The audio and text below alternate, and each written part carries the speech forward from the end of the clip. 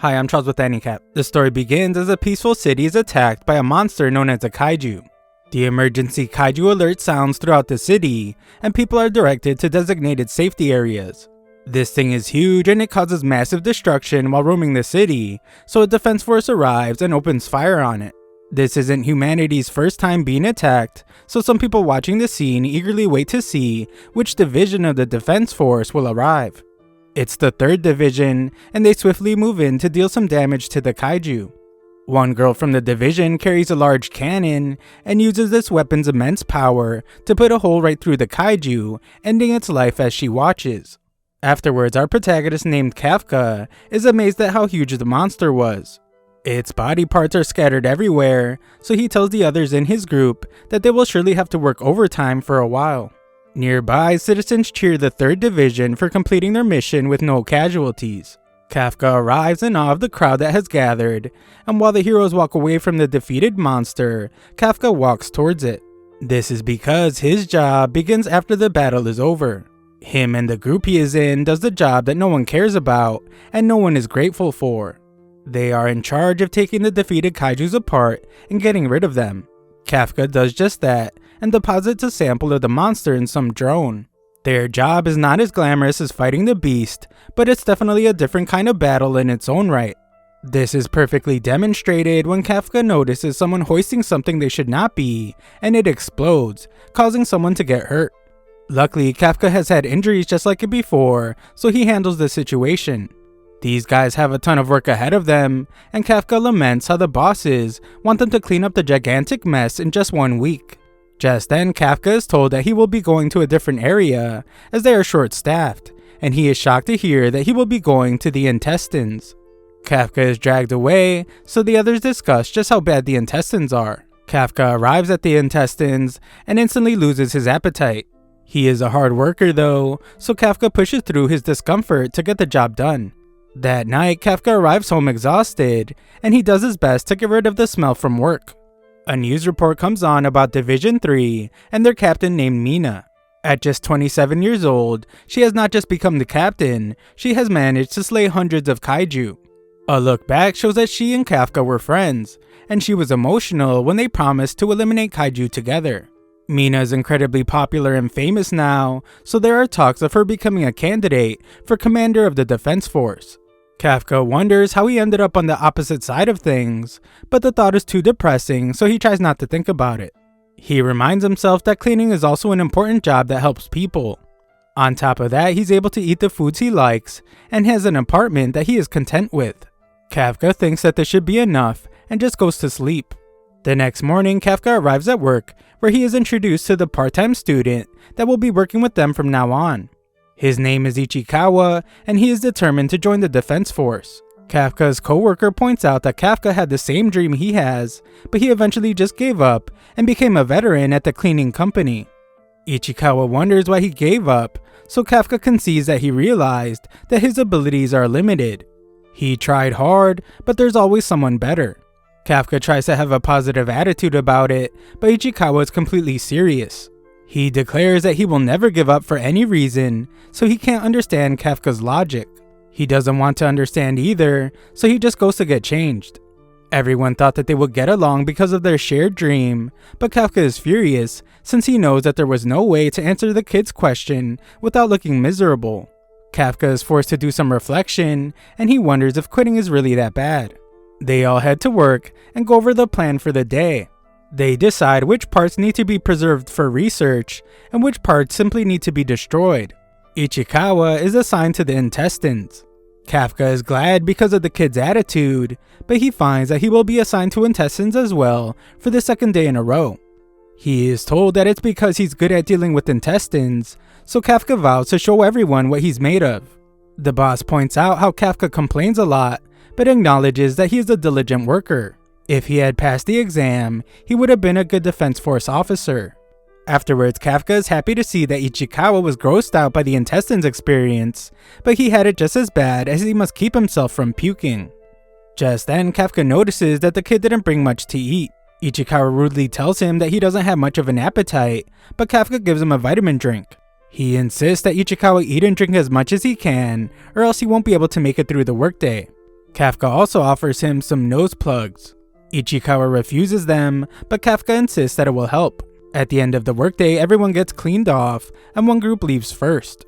Kafka is glad to see that the worst part of the cleanup process should be over now. Ichikawa arrives, so Kafka thinks he wants a rematch from their little wrestling match, but Ichikawa surprisingly thanks him for his help getting through the day. Before he leaves, Ichikawa points out that the Defense Force has changed their age limit to join. It is now 33 years old.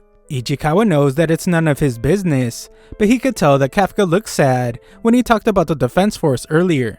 Ichikawa tells him that he can just quit if he wants though, but Kafka thanks him and states that Ichikawa is a better person than he thought. Ichikawa tries to keep his edgy persona, so he reminds Kafka that he doesn't actually care, but just then a monster appears to attack him. Kafka rescues him just in time, but he's in bad shape. Ichikawa is shocked by what he calls a yoju, and Kafka must rescue him from being eliminated once again. Kafka tells him to run and get help, but he refuses to leave Kafka. Kafka reminds Ichikawa that he's supposed to join the Defense Force, but he won't be able to if he dies now. Kafka once again demands that Ichikawa leave, so he does. Kafka gets the terrifying monster to chase him through the streets, and just barely manages to dodge its attacks. He then gets away for a moment by running into a narrow building and runs through a pane of glass. Another look back shows that Kafka and Mina both lost their schools and their homes. Kafka hated the kaiju, but only because they kept him from finishing his Pokemon game. Mina was disappointed to hear that this was all he cared about, but Kafka was just keeping a positive attitude. As for Mina though, she was sad because a cat named Miko died. They became serious as they stared at all the damage done by the kaiju, and they simultaneously declared that they will join the Defense Force. The two insult each other for this crazy idea since they are both so young, but they eventually decide to have a competition to see who can become the coolest officer.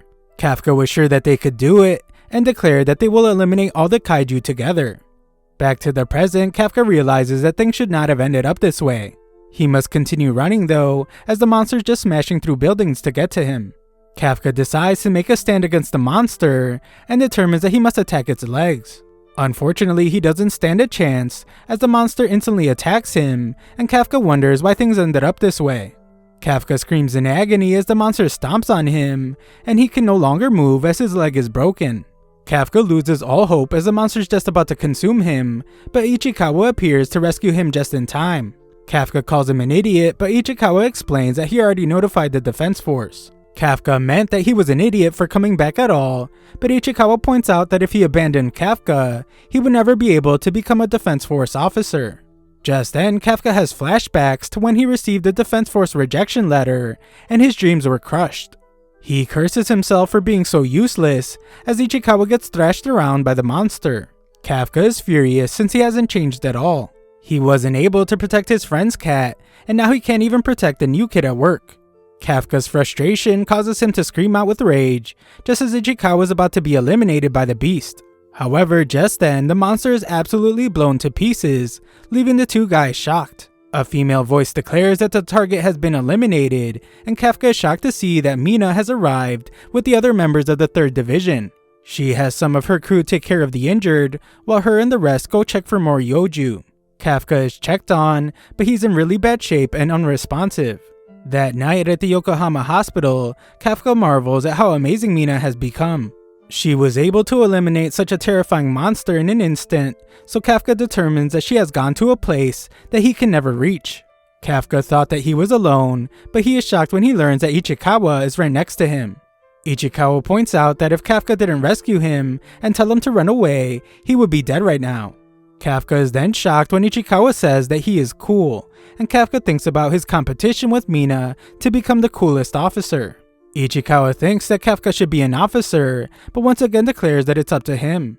Kafka punches himself, finally snapping out of his negative mindset, as he wonders how long he was intending to turn a blind eye. He thanks Ichikawa and tells the kid that he really is a good person.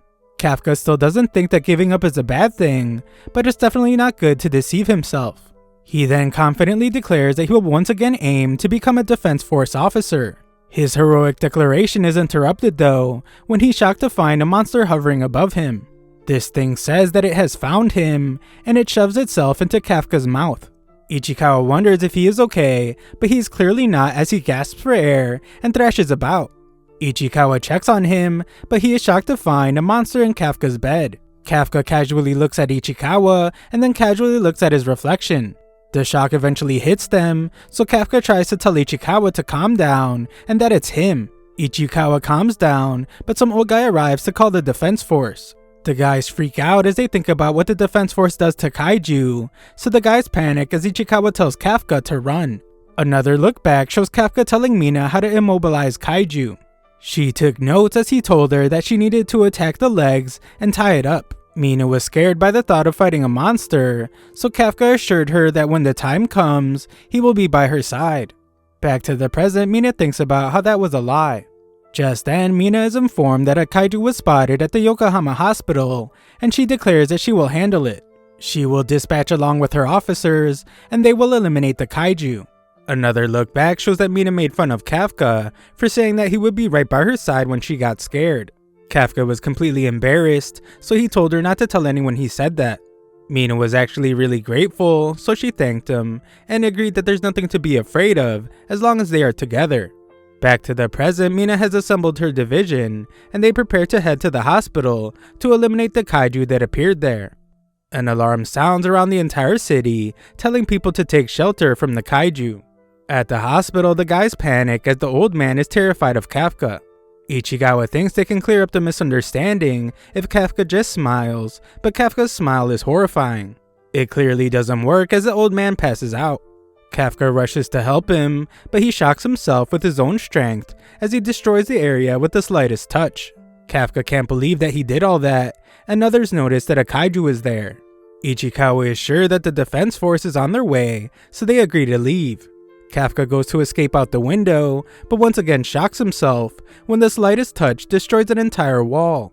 Kafka wonders what's going on with his body, but there's no time to think as people are beginning to panic. The two guys jump out the window, but Kafka launches himself much farther than he expected. Ichikawa tries to make sense of what's going on, but he begins to wonder if this kaiju is really Kafka. He asks Kafka if he is really him, but Kafka isn't even sure anymore as his body's going out of control. Ichikawa wonders if this transformation is a special mode of his, but Kafka has no clue. Just then, the parasite extends out of his mouth to eat a bird alive. Luckily, Kafka reverts back, but he reveals that there is trouble. Ichikawa wonders what kind of terrifying thing awaits them next, but Kafka just says that he needs to pee. Ichikawa just tells him to hold it, but he can't, and Kafka shames himself for being an adult that can't hold it in. Ichikawa points out that Kafka doesn't even seem to have the right parts to pee, and he wonders where it will even come out of. Kafka then shocks them both when he pees out of his nipples. Kafka is even more ashamed now, but Ichikawa reminds him that they have more important things to worry about. Kafka wonders if he can still join the defense force the way he is now, but Ichikawa points out that he is what the defense force eliminates. They probably won't let him join, and instead they will just destroy him. Kafka gets serious as this fact starts to sink in. The timing couldn't be worse either, as he just decided to try and catch up with Mina. They prepare to enter a restricted area where no one will be around, but Kafka senses something approaching. It's not the defense force though, since it's coming from underground. An explosion occurs elsewhere in the city, and the defense force receives a report that another kaiju has appeared. Kafka is able to tell that it's the same type that attacked them before. Ichikawa points out that they already sounded the alarms because of Kafka, so he hopes that there won't be any casualties.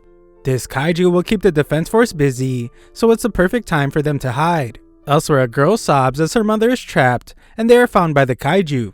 The mother begs her daughter to run away, but it's too late as the kaiju is about to consume her. However, just then, Kafka arrives to hit the kaiju with an incredibly powerful punch. Kafka shocks himself once again with how powerful he is, and he goes to check on the girl. Of course, she is scared of him, so Kafka reminds himself to smile, but this just makes it worse. He rescues the unconscious mother, so Ichikawa explains that she will be fine. The kaiju returns, so Kafka tells them to get out of there. Ichikawa wonders what he's planning to do, so Kafka reveals that he's going to try punching the kaiju as hard as he can.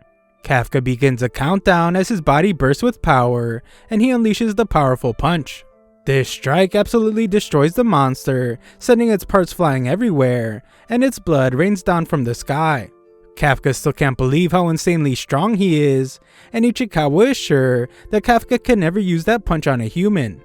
Kafka tells them that they can safely head to the hospital now, but he's more terrifying than ever. He tells the girl not to worry because the defense force will be there soon, so he is leaving. The girl stops him though and thanks him. This reminds Kafka of when Mina thanked him, and he imagines a future where he is fighting by Mina's side. Ichikawa wants them to run before they are found, but Kafka declares that he isn't giving up after all. Kafka reveals his human face again and states that he must go and stand by Mina's side. The defense force arrives soon after to wonder what in the world just happened to the obliterated kaiju. Mina asks the little girl to tell her everything, but she is terrified just thinking about it. Mina tells her not to worry and promises that she will destroy all the kaiju for her. The girl gets worried for a different reason though, and Mina is shocked when the little girl wants her to promise that she won't hurt the good kaiju. She clarifies by saying it's the one that saved her mom, but Mina can't even comprehend what the little girl just said. 3 months later, a news report reveals that the defense force has given a code name to the unknown kaiju. They have a drawing of it from witness testimony, and they are calling it Kaiju number 8. All Kafka's cleaning company co-workers just assume that the kaiju is probably already dead. Ichikawa arrives at work and thinks about how Kafka became the first kaiju in history to escape the defense force. However, this means that every defense force officer in the country is looking for him now. Just then, their boss explains that Kafka and Ichikawa received something in the mail. The other guys discuss how Kafka would take an exam every year, and they always had to cheer him up after he got the results. Ichikawa checks his letter, and the others congratulate him as he passed the first round of Defense Force selection exams. On his way to give Kafka his letter, Ichikawa can't help himself, so he checks Kafka's results. He sees good news, so he rushes off excitedly. The other guys can see that this means Kafka finally passed. This will be Kafka's last chance to enter the Defense Force, so the guys are happy for him. He is finally getting his opportunity after working so hard for so long. Ichikawa excitedly tells Kafka that he passed the first round of exams, but he becomes furious when Kafka is in his kaiju form. Kafka changes back as he didn't even notice, but he doesn't fully transform. Ichikawa points out that he was just on the news, so he needs to be more careful. We then learn that they returned to the hospital shortly after the whole incident and just lied about everything. Ichikawa thought that Kafka would be more happy about the letter, but Kafka reveals that the second round is where he always fails. Ichikawa wonders if Kafka is really planning to take the next exams with this crazy body of his. Kafka assures him that no one will notice, but he still can't get his transformation right. Ichikawa points out that the first round is just a written test and some paperwork, but there will be officers everywhere during the second.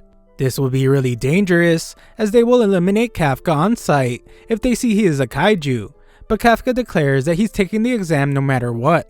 He has been working real hard these past 3 months, and this is his last chance since he is 32 years old. Ichikawa is just as determined, so he says that no matter what happens to Kafka, he's not going to drop out either. They agree that if they're going to do it, then they're going to do it as rivals. Kafka casually goes to drink something, but he has a hard time opening his water bottle. He ends up transforming and destroying it with his immense strength, so Ichikawa takes back everything he said.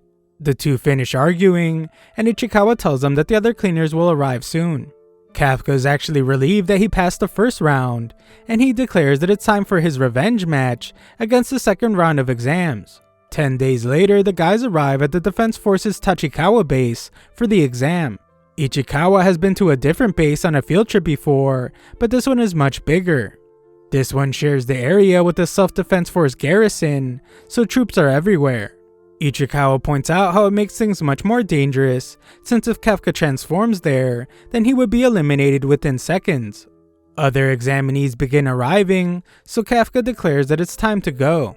He wants to get checked in even though they are pretty early, but some girl gets his attention by calling him an old man. Kafka points out that he is not old since he's still just 32, but she points out that that is old. She tells him to move his truck, but he states that there are tons of other parking spots. She insists though since her lucky number for the day is 5. Kafka has had enough of the annoying girl, so he declares that he will teach her some manners. Kafka is shocked when she removes her dress to reveal her suit underneath, and she declares that she will just move his vehicle herself. The guys are shocked by her suit, which seems to give her immense power, and she lifts the truck with one hand. They are horrified as she just tosses it aside, and Kafka points out that that is a company vehicle. Ichikawa wonders just who the heck she is, so she reveals that she is examinee number 216. Her name is Kikaru, and her hobby is eliminating kaiju. She tells them to remember her name, and Ichikawa is shocked when he recognizes her last name. Kikaru then turns her attention back to Kafka. She gives him a sniff and points out that he smells just like a kaiju. Ichikawa quickly explains that they are part of the kaiju disposal unit. Kikaru is then shocked when Kafka easily lifts his truck, and she assumes that he must have his own hidden power suit. Kafka introduces himself as examinee number 2032 and dramatically tells the kiddo to remember his name. His cool introduction is interrupted though when he realizes that Kikaru's butler took his parking spot. Kikaru thought the exam would be really boring, but explains that it's getting interesting. She vows to show up Kafka really bad and leaves. Ichikawa is furious with Kafka for already using his powers, but Kafka points out that he was able to only transform the part she couldn't see. They tell some guards that the loud noise was nothing, but Ichikawa tells Kafka that he will send him home if he pulls any more stunts. Kafka knows that this is his last chance to stand by Mina, so he promises himself that he won't give up this time. Moments later though, Kafka struggles really bad during the exam. He has been keeping up with his training, and he does really hard physical work every day, but he just can't keep up right now. A look back to a moment ago shows Ichikawa explaining that the second stage of the exam has two parts, a fitness test and an aptitude test. They can't change their aptitude, which means they have to get the best grades they can in the fitness test. However, Kafka's having a really hard time. He was always pretty below average, but things have gotten way worse. He is really falling behind, so he wonders if people really become this weak after turning 30. Falling behind makes Kafka think about transforming, but that would just be crazy. Unfortunately, Kafka does really poorly and receives a rank of 219 out of 225. Kikaru reveals that she ranked 5th and mocks Kafka as it didn't take long at all to show him up. Kafka thinks about how he dramatically told her to remember his name, but he wants her to forget his name now. Ichikawa is just glad that Kafka didn't use his powers, and Kafka explains that it wouldn't be fair if he did, since everyone worked so hard to get there. Kafka just said that to sound cool though, and he wishes that he did use his powers. Kafka is sure that he would have done better, but Ichikawa thinks that there was another reason why Kafka received the rank he did. Elsewhere, Mina is shown this year's applicants. Her subordinate assumes that she won't care because all she cares about is eliminating kaiju, but he is shocked when she's willing to hear more while she works. The guy explains that a guy named Nozumo has his attention. He graduated at the top of his class, and he's the most promising of this year's group. Ichikawa notices this guy as well, as he just ranked 2nd. The guy who ranked 3rd is Iharu, the valedictorian of some big university. The guy who ranked 1st though is Kaguragi, the rising star of the Japan Ground Self-Defense Force. Those guys aren't the only ones, as most examinees this year are from top universities. Normally, people like them would be trying to become elite officers, not field agents. This is probably why Kafka ranked so low, and Kafka realizes that this is why they seem so strong. Ichikawa explains that even among all these strong guys, there is one person everyone is watching. She graduated from California Neutralization at age 16. She skipped grades and became the youngest ever to do so. It's Kikaru, and they call her the greatest talent ever. The 3 top guys are watching her and hope they can measure up. Ichikawa points out that it's a group of extremely skilled applicants, none more so than Kikaru. Kafka tells her that he had no idea that she was so amazing, but he gets beaten by her bodyguards for touching her. Everyone watches and they just assume that Kafka is one of her groupies. Kikaru laughs as she showed him up yet again, but Kafka declares that he will show her up too. In reality though, Kafka knows that things aren't going well, but Ichikawa still has hope. For the last 2 years, the second part of the test has been kaiju corpse disposal. They want to test examinees' knowledge of kaiju and their ability to work in a group. They also want to show them that there's more to the job than just eliminating kaiju. This being in the test is why Ichikawa chose to work part-time at the disposal unit. Kafka's hope is restored, so they decide to bet everything on the next part of the exam. They arrive at the second training area, and 3rd Division Vice Captain named Hoshina introduces himself. He explains that he will be in charge of giving them their aptitude test. In this test, they will have to find kaiju. Kafka becomes excited as he thinks that they will have to find them to simply dispose of their bodies, just like Ichikawa said, but he is shocked when Hoshina actually says that they will have to find and neutralize the kaiju. Kafka is then startled when one of these immensely powerful kaiju tries to attack Hoshina, but some security measures stop it. Kafka is still shocked, but all the top guys are clearly eager for this part of the exam. Kikaru laughs at our boy, so Kafka wonders what happened to just disposing of the bodies. Ichikawa explains that is just what happened the past 2 years, and he's disappointed too. Hoshina explains that this part of the exam is very dangerous, so they will have them do it while wearing Izumo Tech gear. Ichikawa tries it on, and is amazed as it analyzes his body measurements and adjusts its shape specifically for him. The suit becomes one with his body, and Ichikawa can even feel his muscles getting stronger. These are Demon Defense Force combat suits, and it's made from organic material taken from kaiju. It massively multiplies the combat power of its wearer. Elsewhere, Konami, the 3rd Division operator, states that she will start measuring the unleashed combat power of the ones wearing their suits. Ichikawa's combat power is 8%, Izumo is at 18%, Kagaragi is at 15%, and Ihiro is at 14%. Unleashed combat power indicates how much of the suit's power an examinee was able to draw out. Even after tons of training, it's usually around 20%, and they are lucky if they even get just one applicant a year above 10%. These 3 guys are all over 10%, so Hoshina wonders if this year will be something they have never seen before. Just then, everyone is absolutely shocked as Konami sees that Kikaru's unleashed combat power is at 46%. Everyone is in awe of her, and Hoshina thinks about how she's already at the level of a platoon leader. She hasn't even joined the force yet, so they assume that this must be some kind of record. Ichikawa is down on himself for only being at 8%, but Hoshina explains that that's still pretty good for the first time. As long as the examinees don't have a 0, they will pass, and Hoshina explains that he has never even seen a 0 before. There's a first time for everything as everyone is shocked once again, but this time it's because Kafka is revealed to have an unleashed combat power of 0%. Everyone laughs at him, and Konami even wonders if there was some kind of error. Kafka tells them to just give him some more time as he's trying to squeeze out the combat power. Hoshina laughs uncontrollably though, as he points out that this isn't like using the bathroom and he can't just squeeze it out. Hoshina is really starting to like Kafka, but he assumes that he won't be able to pass the exam. Kafka figures that there might be some kind of trick to getting a higher percentage and tries hard to figure it out before the exam ends. Kikaru is getting really frustrated with him, and she just wishes that he would show the power he used in the parking lot. Hoshina then enters the room and reveals that it's time to start the final part of the exam. He explains that their targets will be 1 Hanju and 36 Yoju, and they have been placed throughout an urban training area. These kaiju caused 16 casualties in total, and they were captured alive to serve as training aids. Examinees will fight them with anti-kaiju weapons, and drones will monitor their actions. If they sense that an examinee is in danger, they will activate the shield in their suits to save them, but this will also mean that they fail the exam. The exam is extremely dangerous, so Hoshina can't guarantee that they will even survive. They will have to choose if they want to take part, so Hoshina begins the test.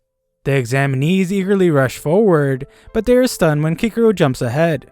She quickly and easily takes down 2 Yoju, amazing everyone. Kafka declares that they need to push ahead so they don't fall behind, but Ichikawa points out that Kafka is the one holding them back. Kafka defends himself by pointing out that the weapons are very heavy without the help of the suit. He tries to make it sound cool by saying that only he, the Zero, can understand this, but Ichikawa doesn't think it's cool at all. Things are not looking good as Ichikawa points out that they don't have the offensive power that the others have. Just then, Hoshina reveals that Mina has arrived to watch the exam. Kafka remembers their challenge to see who could become the cooler Defense Force officer, and he calms himself down. He stops caring about being a Zero and reminds himself that this is his last chance. Kafka realizes something and asks Ichikawa why they are being watched by drones. If they just wanted to keep track of how many kaiju examinees eliminated, they could easily do that with sensors. This isn't the case because aside from testing their abilities, what they're also testing is how well they can adapt to the situation. The two of them realize that since they lack the same kind of offensive capability, what they should really be doing is supporting all the attackers the best they can. They find a nearby fight going on, so they get in position to help. Kafka notices the hooves of this Yoju and recognizes it from one of his cleanups. His experience pays off as he remembers that stun grenades are incredibly effective against this Yoju. It has weak eyesight but incredibly good hearing. Once they are deafened, they are easy targets. His expertise doesn't end there, as he tells Uzumo to aim for its stomach because that's its weak spot. The attackers do just that, and they are surprised when they're able to defeat the beast. They thank Kafka for the great support, but Kafka's upset because he called him Kikuru's groupie. In the observation room, they actually take notice of what Kafka and Ichikawa are doing. Kafka points out to Ichikawa that they have taken apart more kaiju bodies than they can count. He becomes confident that they can use this knowledge now, and Kafka's relieved that he doesn't need his kaiju power. He's finally excited that he will be able to make up for all his screw-ups. However, all this optimism ends abruptly when a kaiju appears out of nowhere. This thing sends Kafka flying into a building, and Konami detects that he is severely injured. He won't be able to continue battle, and the Yoju is approaching him, so they prepare his suit shield. Kafka realizes that they will probably use the shield, but he knows that this will mean he fails the exam. He knows that Mina is watching, so Kafka tries to force himself up. He refuses to embarrass himself in front of her anymore, but this beast is about to eat him. Konami begins the activation of the remote shield, and Hoshina thinks about how he knew that Kafka would be the first to drop out. He thinks it's a real shame because Kafka was a pretty funny guy. However, just then, the Yoju gets blown to bits, and Kikuru points out that this is the third time she has shown up Kafka.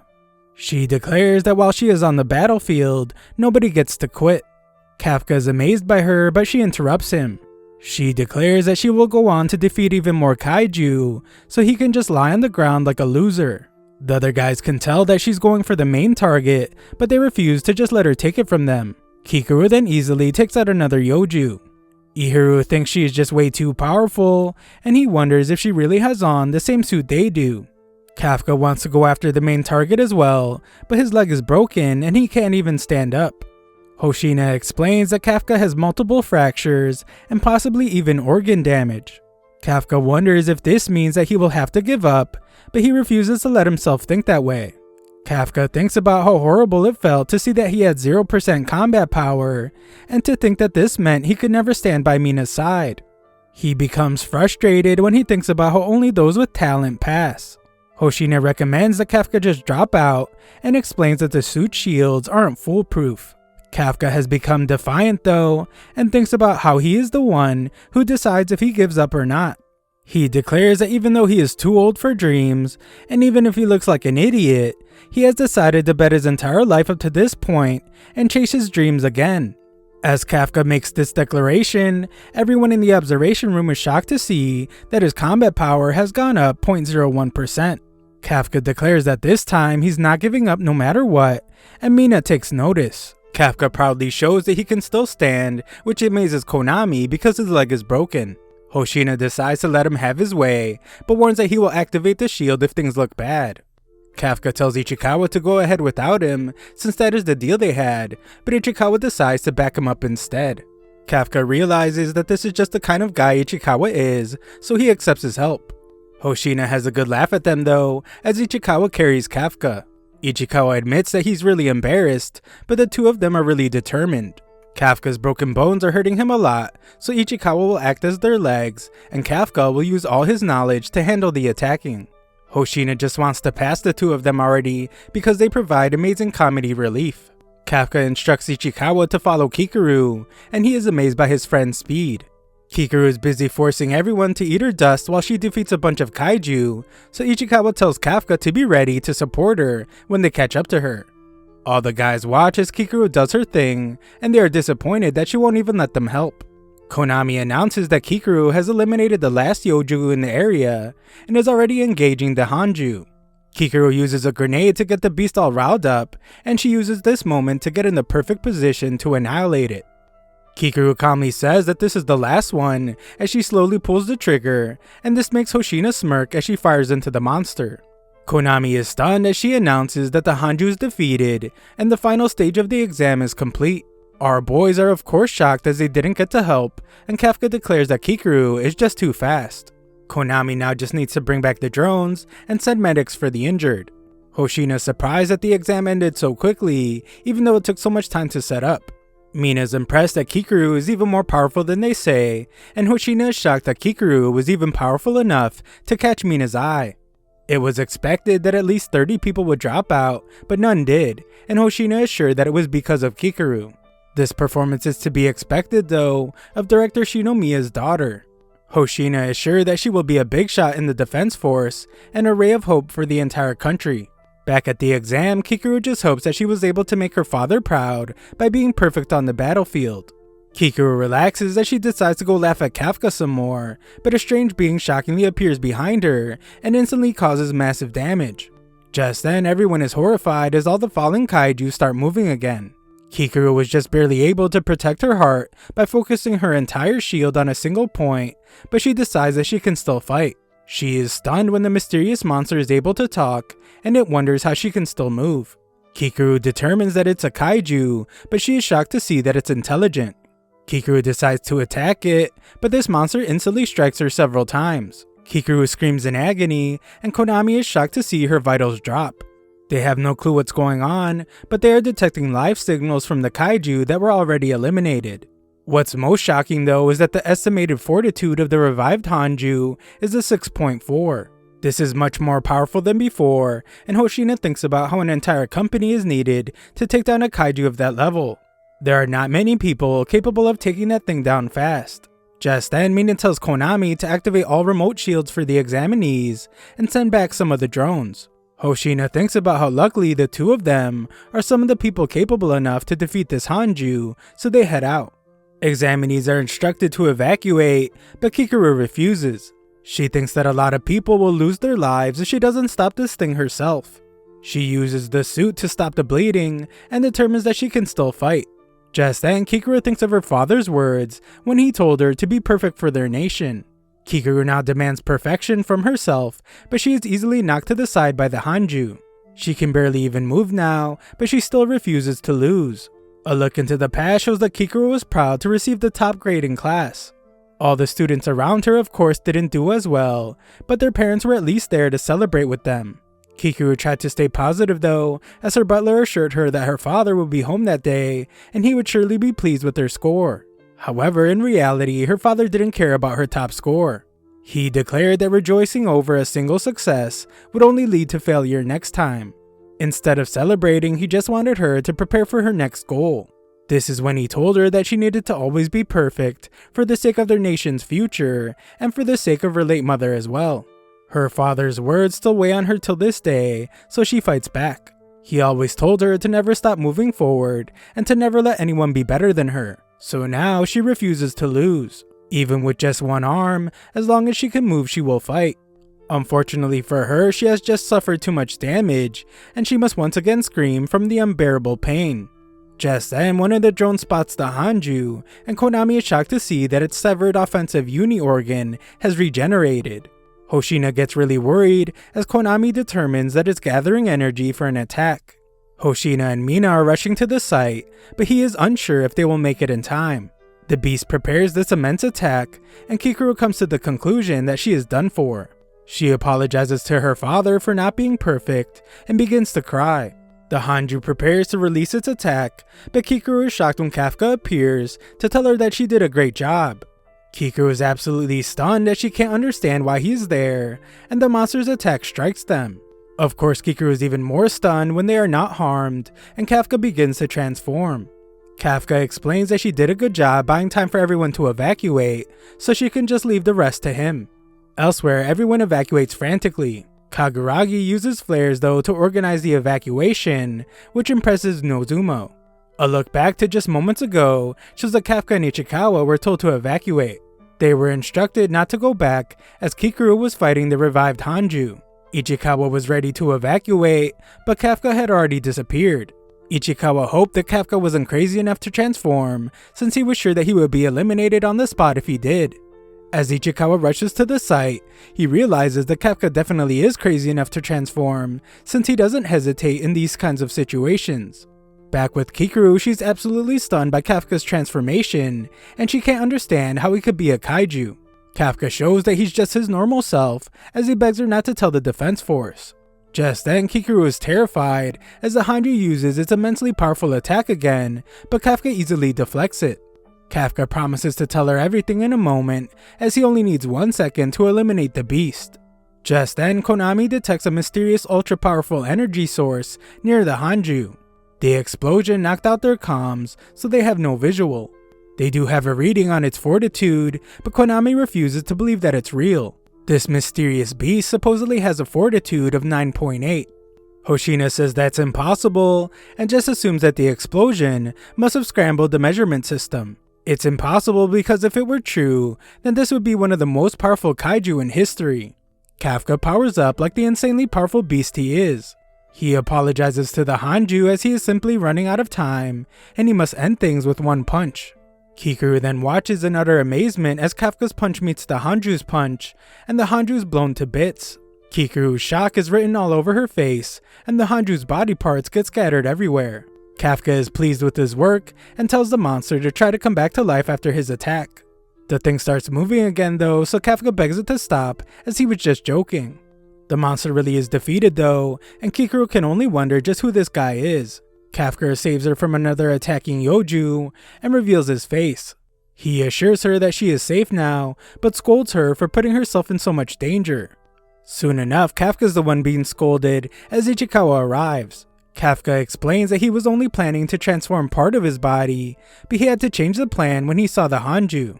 Ichikawa still scolds him, but the argument ends when Kikuru passes out.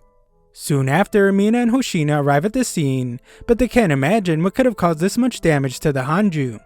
Just then, Konami reports that Kikuru, Ichikawa, and Kafka have made it out, which means that the evacuation is complete. Hoshina admits that Kikuru is incredibly strong, but there is no way she could have obliterated the Hanju like this. Mina points out that between the kaiju coming back to life and this blast area, there's a lot they don't understand.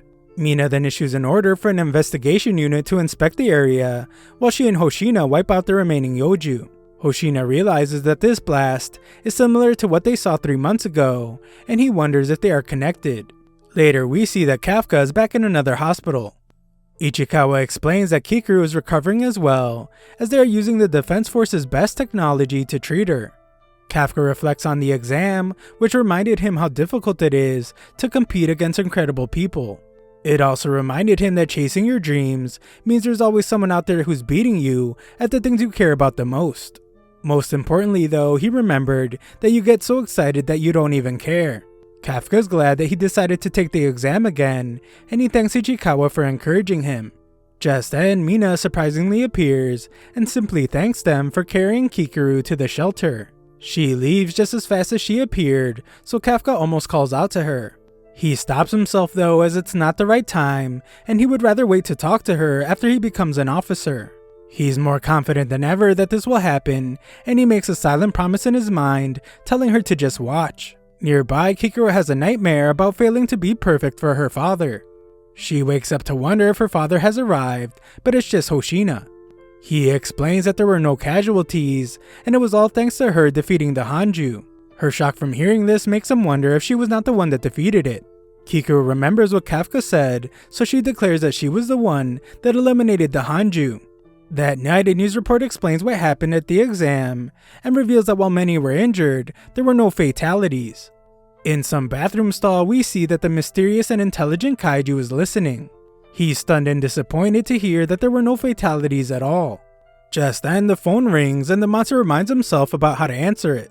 When he does, the voice on the other end tells him that he needs to get back to work. This monster transforms and puts his uniform on, and we shockingly see that he's a new member of Kafka's disposal unit. Everyone hopes that Kafka and Ichikawa are okay after the exam incident, and the new guy ominously hides his transformation. At the hospital, Ichikawa states that Kafka is starting to look like a man that everyone can depend on. However, when they go back to work, he takes it all back. Kafka is terrified, and he blames Ichikawa for encouraging him to take the exam again. Ichikawa points out that he was just thanking him for that at the hospital, and their argument is interrupted when they receive letters. The guys prepare to open them and agree to do so on the count of 3. After thinking about catching up to Mina, Kafka is shocked by his exam results. Later, we see that the students that passed the exam have gathered at the Defense Force base. The guys notice that Kikuru's groupie isn't there, but they aren't surprised by any of the results. The room goes silent as Kikuru enters the room, and we learn that she received the top score. Nezumo thought that he would rank first before the exam, but he guesses that they will just have to fight for second place now. Kaguragi doesn't think this way at all though, as he points out that he scored the highest on the fitness exam. He will let Nezumo aim for number 2, as he still plans to aim for number 1. Ihiro introduces himself to Ichikawa and wonders where the old guy is. He assumes that Kafka didn't pass, and Ichikawa just gets a worried look on his face. Just then, Mina arrives to begin the introduction ceremony, and Kikuru is chosen to speak on behalf of the incoming class. The 27 of them are now considered officers of the Defense Force, and Kikuru declares that they will lay down their lives for the cause. Kikuru is then shocked when Mina thanks her personally for saving everyone at the exam.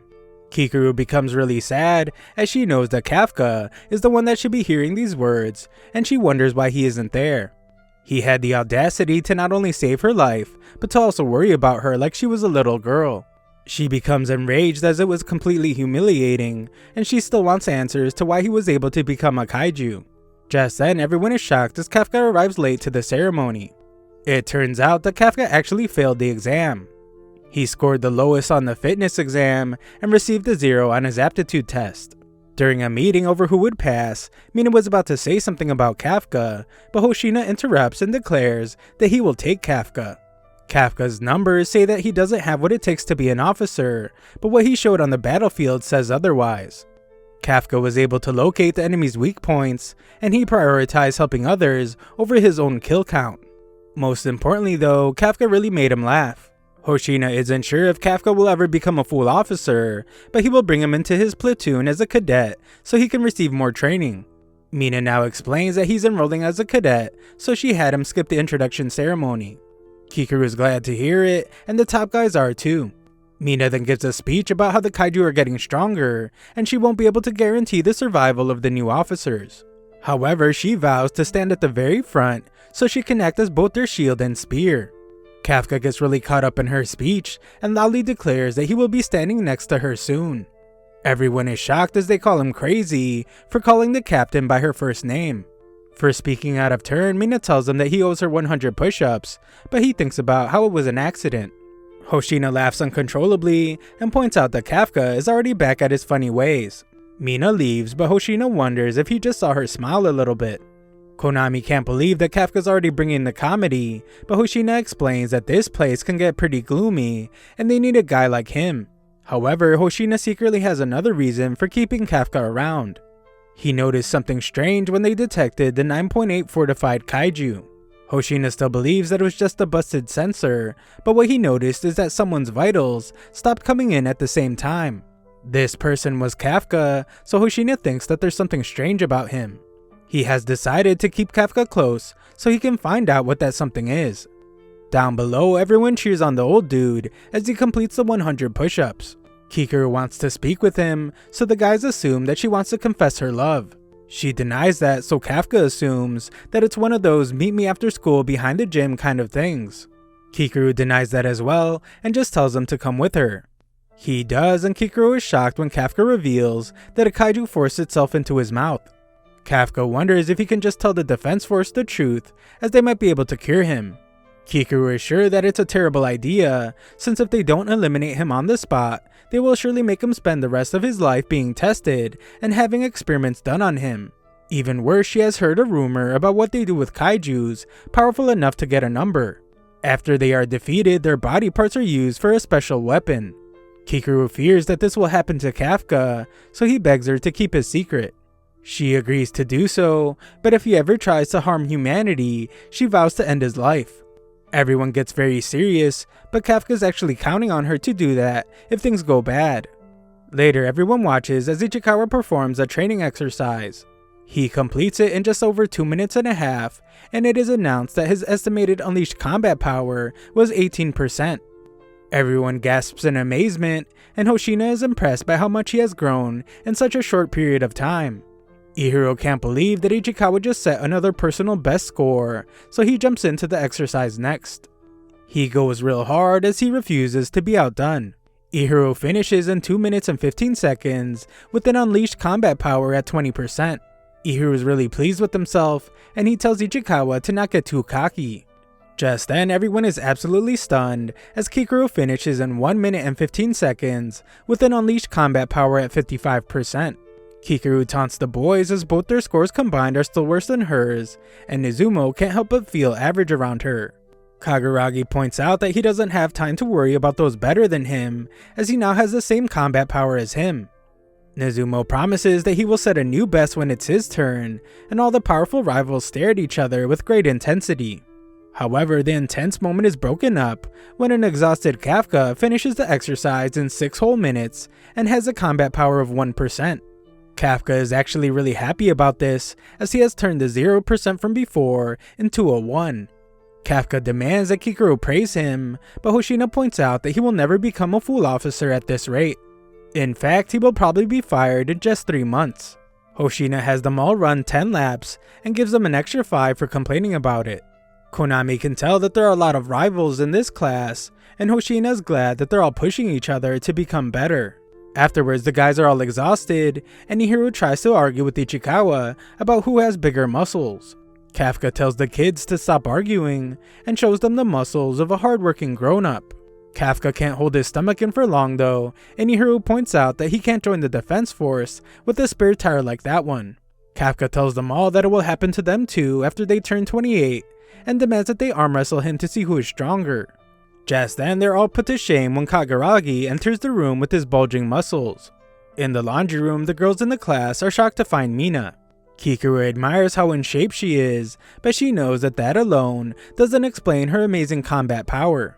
Kikuru would like to know what kind of training she has done, so Mina instructs her to stand next to her. Kikuru is shocked that Mina wants to show her right now, but she eagerly agrees to do it. Back at the bath, the guys discuss why they decided to join the defense force. Ihiro was saved by Captain Mina Ashiro, so he always wanted to be a hero like her. All the other guys share the same desire to become heroes because of her. Kafka is amazed about her inspiring so many people, and Ichikawa points out that she is their generation's superhero. They all want to know Kafka's reason, and they are shocked to learn that he was childhood friends with Mina. They are even more stunned to hear that they made a childhood promise, so Kafka tries to sneak away. The guys stop him though, and demand to hear the rest of his story.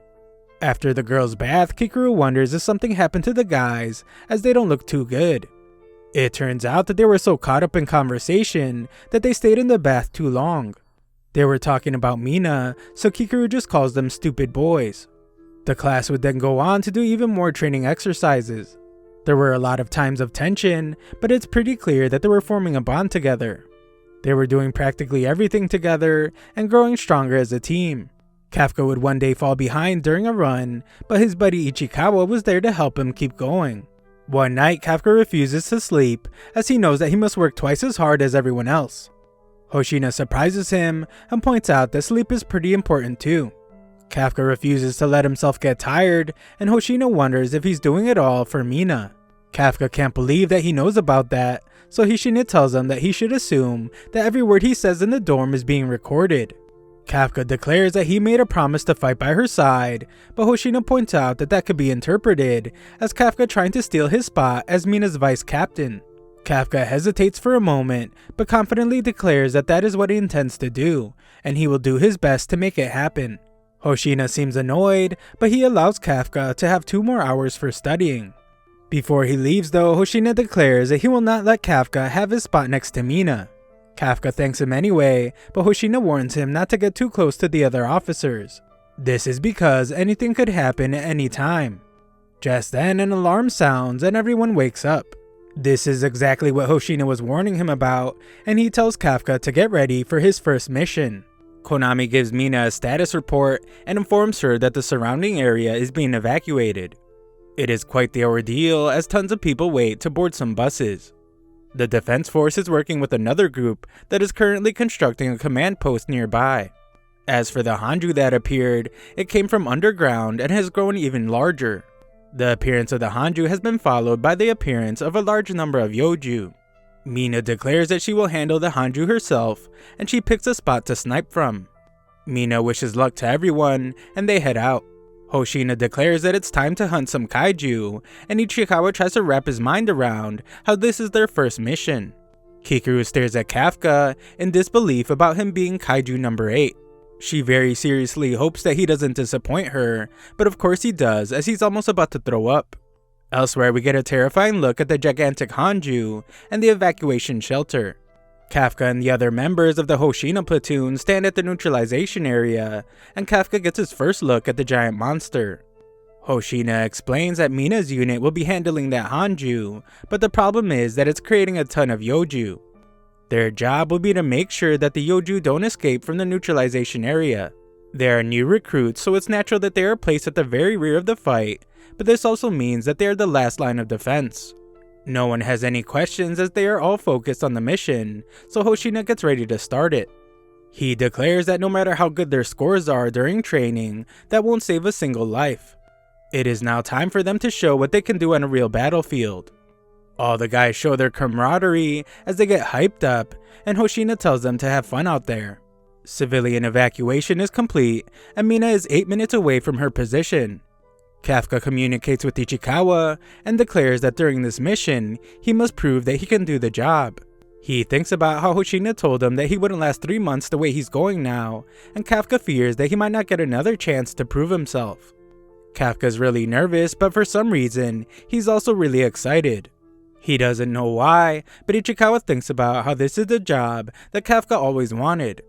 They both promise to make their first mission a success, and they are told that the first Yoju have arrived in their area. Everyone is ready, so they all heroically jump off the roof of the building. Kafka confidently declares that this mission will be a success, but he's the only one to climb down the side of the building slowly. Elsewhere, Mina arrives at her sniper point. Another group is instructed to lure the Hanju to another area, so they open fire on it. After several attacks, the giant thing begins to move, and Hoshina excitedly waits to see everyone prove themselves. The fight has begun, and Kafka is surprised, since it's nothing like the exam, because he's really calm for some reason. Kafka now feels like his suit is actually helping him, and he confidently unleashes his combat power. Unfortunately though, he just gets wrecked by a Yoju. His combat power is still just 1%, so Kikuru tells him that he's too far up front, and he should be at the rear. Some veterans are annoyed that they have to fight with the rookies, and they wish that they would just get out of their way and hide somewhere. The veterans then decide to be cautious and wait for the front lines to figure out what the Yoju's weak spots are, but they are shocked when Kikuru already starts taking out the monsters. She refuses to just sit around and wait, so instead she attacks anything that looks like it might be a weak spot. Kikuru takes out a bunch of Yoju, shocking the veterans, as this is not the kind of power that is usually seen from rookies. Kikuru blushes when Kafka tells her that she did a good job, but she gets annoyed when her suit detects an increase in her heart rate. Nearby, the rest of the group works together to take down a Yoju, but Ihiro is shocked when he sees that Ichikawa just took down a Yoju all by himself. Ichikawa explains that he switched out the burst rounds in his rifle for freeze rounds, so he could slow the Yoju down while he fights. This is a better fit for his style, and Ichikawa is confident that if he can get a hang of it, he will be even better at hunting kaiju. This isn't enough for him though, as Ichikawa thinks about how he needs to keep getting stronger, so Kafka won't ever have to transform again. The other top members of the group show just how skilled they are as well, as they eliminate several Yoju. The other platoons can't believe how strong the new recruits are, and not even the platoon leaders knew about it. Kagaragi and Nezumo compete to see who can eliminate more kaiju, and one of the platoon leaders activates Cougar mode as she drools over them. Hoshina informed her that the average unleashed combat power of the new recruits is higher than in most years. There are a few standouts at the top, and they are motivating the others to do better. Reports of Yoju being eliminated keep rolling in, and Kafka is shocked to hear that even Ichikawa and Ihiro are advancing forward. Kafka gets discouraged when he feels like he's holding everyone back when they're working so hard, and he wonders if there's anything he can do. Just then, Kafka remembers that the veterans wanted to wait till they found out what the Yoju's weak points are. Kafka takes a look at one of the Yoju's corpses and decides that he will fight in his own way. Just then, some of the others are shocked when they see Kafka messing with the corpse. Kafka is knee deep in this thing, and he realizes that even at just 1%, the suit makes it easy to dismantle a kaiju's body. It's so useful that he hopes that they could give some suits to the cleaning industry. Kafka recognizes the structure of the kaiju, but the core isn't where it normally is in a fungal type monster. Kafka looks around for it, and he is shocked when he finds it. He informs Hoshina that the Yoju's core is at the base of the neck, and Kafka even tells him the best way to attack it for those with weaker attack power. Most importantly though, Kafka has discovered that these Yoju have reproductive organs. It's the white bumpy things on their rear, and if they don't destroy them, then the corpses might spawn new kaiju. Hoshina is amazed by Kafka's work, and he tells Konami to spread the news. Hoshina commends Kafka once again, and Kafka is stunned about actually being able to help the defense force. Kafka rushes off to neutralize the bodies of the defeated kaiju, and he vows to do whatever it takes to stand by Mina's side. Just then he stops as a large explosion occurs, and Hoshina explains that the main attack on the Hanju has started. The Hanju has been lured to the destination, and the other platoons use suppressing fire to keep it in place. Mina then breaks out her giant weapon and makes the preparations to fire it. With everyone at a safe distance, Mina is given the clear to fire.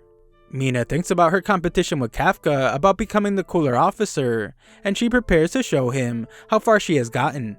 The insane amount of power she unleashes causes her to destroy the ground beneath her feet, and her suit announces that Mina's unleashed combat power is at an incredible 96%. Hoshina watches her and hopes that Kafka is watching closely as well.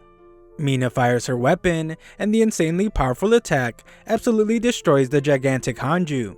Hoshina wanted Kafka to watch so he could see the power of the person he's trying to stand beside.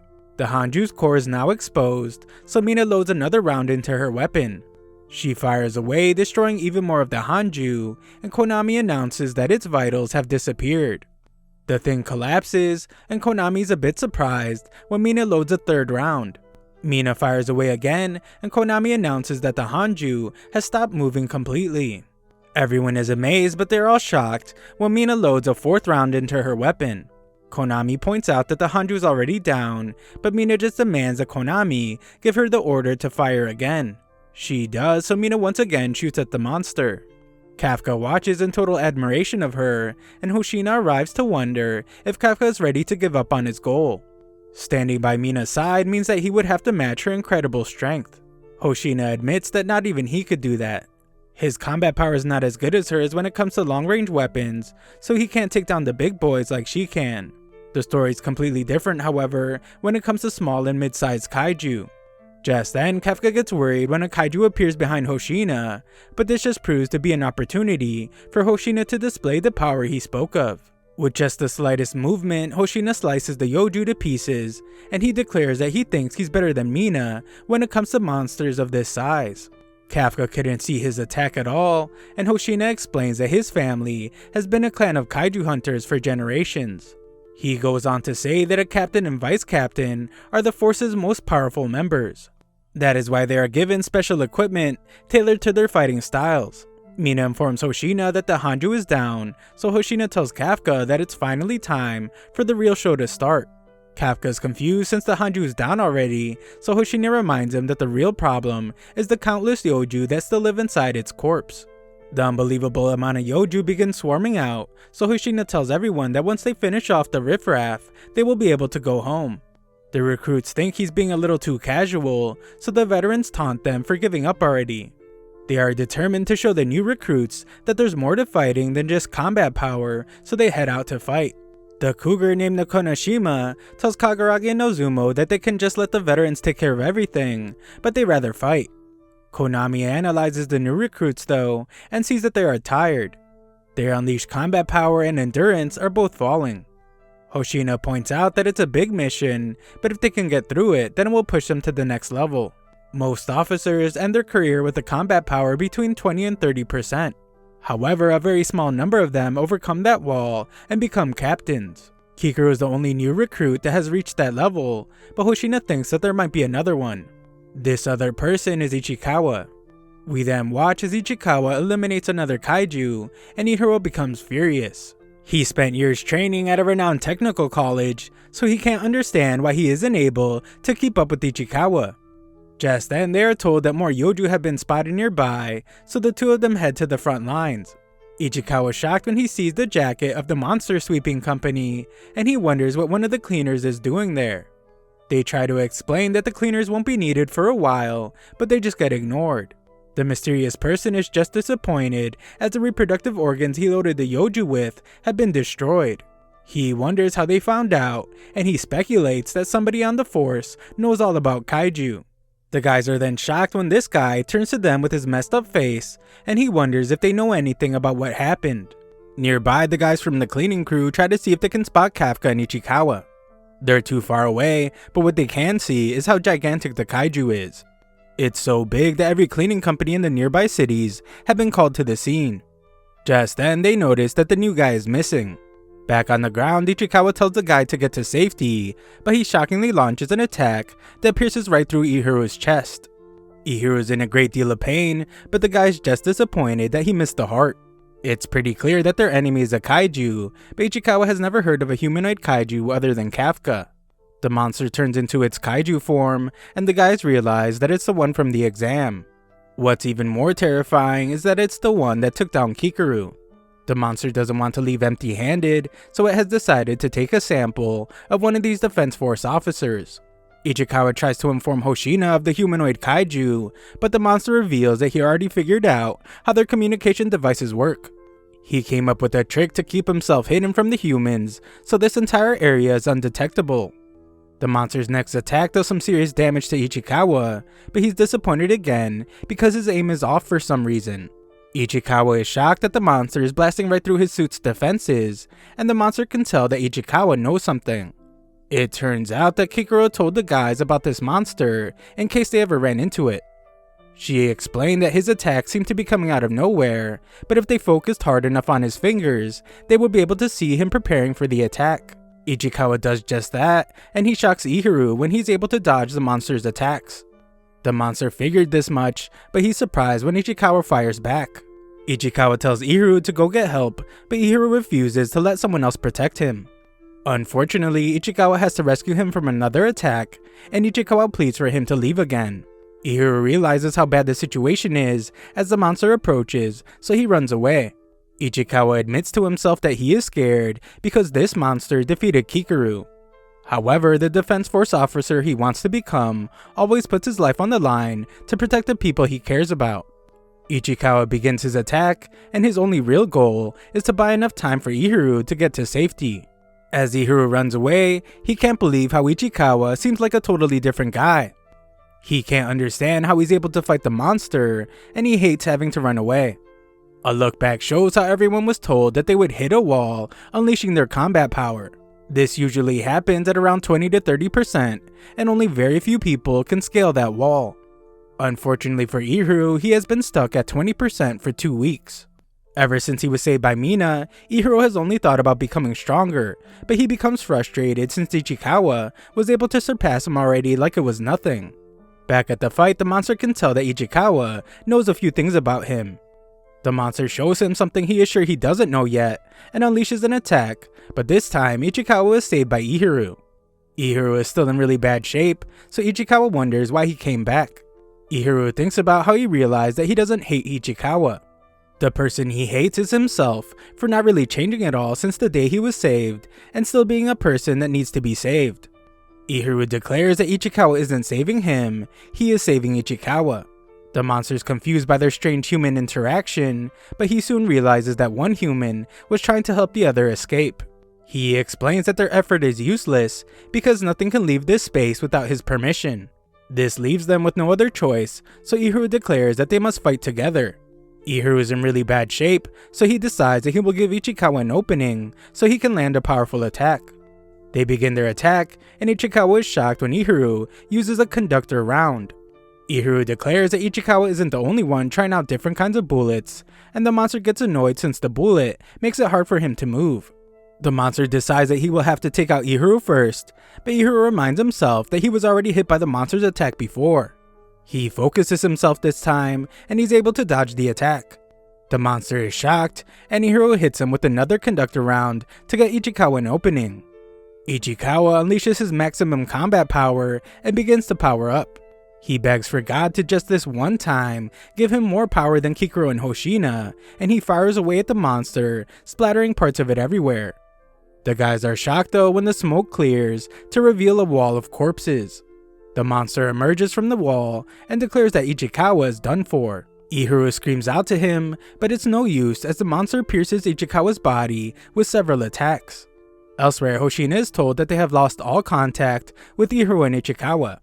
Kafka becomes concerned, and someone notices that one of the corpses kinda moves.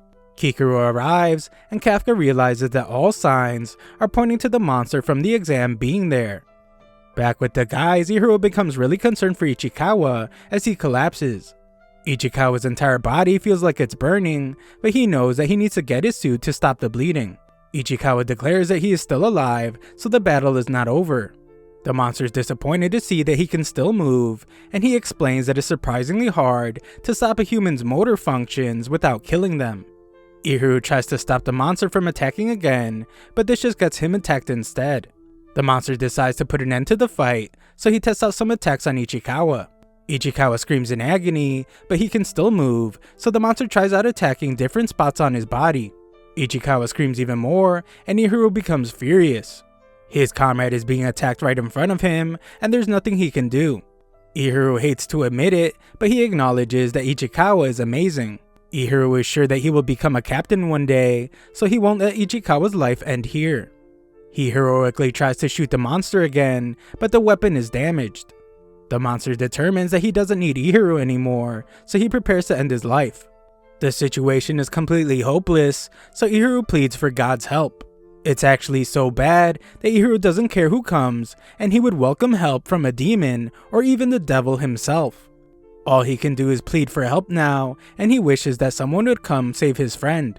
The monster declares that it's time for Ihiro to die, but Kafka appears out of nowhere and tells the monster that he will be the only one dying. Kafka sends the beast flying with a punch, and it doesn't even know what just happened. The monster can see its own body, and he realizes that his head was knocked off. Kafka rushes to Ichikawa and apologizes for being late. Ichikawa is disappointed in himself and realizes just how weak he is. He wanted nothing more than to prevent this from happening, but in the end he made Kafka transform again. Ihiro watches in shock as he can't believe that there's another humanoid kaiju. The monster sees this as well and realizes that Kafka is kaiju number 8. Kafka keeps a positive attitude as he tells Ichikawa that he needs to have his suit heal his wounds, and he has a good laugh because that's something he can't do himself. Ichikawa just wants Kafka to be careful, so Kafka just says to let him handle the monster. Ichikawa is still concerned though, as he has a bad feeling about this. The monster wonders why another kaiju is getting in his way, and he admits that kaiju number 8 is much stronger than he thought he would be. Because of this, he would like Kafka's corpse so he can use it. Just then, the monster sends a shot right through Kafka, and Ichikawa is shocked that it managed to hurt Kafka in his kaiju form. The monster realizes that it will take much more than that to eliminate Kafka, so he powers up a much more powerful attack. Ihiro is shocked when he realizes that the monster wasn't taking them seriously at all, and Ichikawa tells Kafka to run away. Kafka doesn't listen though, and just gets really angry when he realizes how much pain the monster was causing his friends. Everyone is shocked when Kafka's rage causes him to release a ton of power from just his voice, and he's able to deflect all the monster's attacks with a scream. Kafka then unleashes a barrage of attacks, and the monster prepares to protect himself with his wall of corpses. Kafka just breaks through the wall though, and the monster realizes that he can't take another direct hit. He desperately tries to protect himself, but he is shocked that Kafka's pushing him back. This is incredibly abnormal, and the damage he has taken is taking too long to repair. The monster becomes confused by Kafka's dominance, so he decides that he must retreat. Unfortunately, he quickly realizes that there's no time to retreat. Kafka mounts himself to the ground to brace himself for his next attack, and he points out that the monster's core is in its torso. He tells the monster to brace himself as he's about to punch a hole right through him. The monster realizes that it's in a really bad spot, and Kafka does as promised by unleashing an attack so powerful that it sends the monster across the city. The monster's practically falling apart now, and it realizes that its core is completely exposed. Kafka declares that this fight is over, but he's interrupted. Some members of the defense force arrive, and they announce to everyone that they have discovered a humanoid kaiju. Elsewhere, Kikuru fights and defeats another kaiju. She thinks about how Kafka told her that he was going to find Ichikawa and Ihiru. She didn't think he would be able to find them since all contact was lost with them, but Kafka assumed that they were with the monster. He's able to sense monsters nearby, so he left Kikuru to handle things while he was gone. Just then, Kikuru overhears that a humanoid kaiju has been discovered. It matches the description of kaiju number 8, so Hoshina sends a neutralization unit to its location, and Kikuru calls Kafka an idiot. Back with Kafka, the monster uses the tense moment to get away. He declares that he knows how kaiju number 8 works now, so he will kill him the next time they meet. The monster attacks the defense force officers, but Kafka protects them. The monster is surprised that Kafka behaves like a human, even though he's a kaiju, and he vows that they will meet again one day. Kafka refuses to be caught, so he launches himself into the air to get away. He's disappointed that the monster got away, but he's glad to have rescued his friends. Just when Kafka thinks he got away, he is shocked when he is found by Hoshina. Hoshina declares to everyone that he has made contact with kaiju number 8, and everyone is stunned. Hoshina is upset because he thinks that kaiju number 8 was the one that hurt his men. Ichikawa overhears this, and he wishes that he could tell Hoshina that kaiju number 8 is actually their comrade. He can't though, so Hoshina begins to attack Kafka. His attacks are incredibly dangerous, and they push Kafka back. Kafka realizes that Hoshina wasn't lying before, he really is good at fighting smaller kaiju. Hoshina can tell that kaiju number 8 is pretty strong because he survived his attacks, but Hoshina decides that it's time to stop messing around. Kafka has only seen Hoshina with a grin on his face, so he's taken aback when he sees what Hoshina looks like when he is eliminating kaiju. Hoshina's suit begins to pulse with power, and he requests permission to remove his limiter. Permission is granted, and his suit announces that his unleashed combat power is now at 92%. Hoshina gets into his attacking stance and declares that he will be the one to neutralize kaiju number 8. Thanks for watching my recap. Subscribe to the channel so you can help us make the push to 700,000 subscribers.